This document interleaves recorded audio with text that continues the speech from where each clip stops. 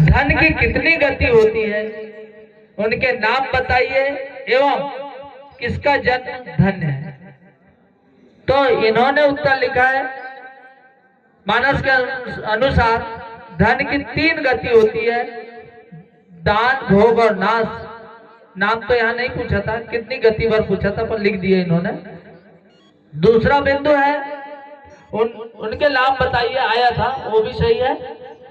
किसका जन्म धन्य है,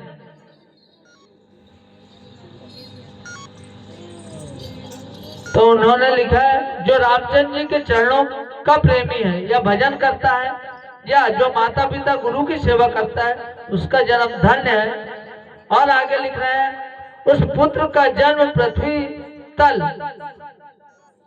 धन्य है, जिसका चरित्र सुनकर पिता को आनंद हो।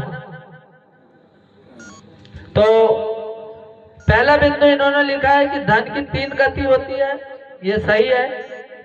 दूसरा बिंदु लिखा है कि उनके नाम बताइए, तो नाम भी बताया गया है, दान, भोग और नाश। इसके बाद में तीसरा बिंदु था कि किसका जन्म धन्य है, तो इन्होंने लिखा है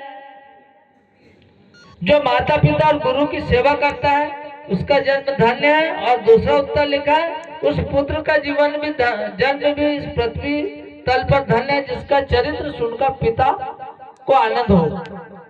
और यहाँ आया है जिनकी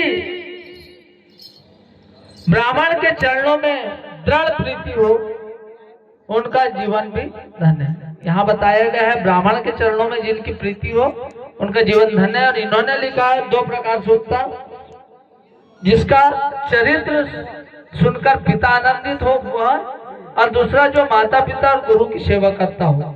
लेकिन यहाँ आया है ब्राह्मण के चरणों में जिसकी दृढ़ प्रीति हो, तो एक बिंदु आपका हमारे पुराण से मेल नहीं खा रहा है।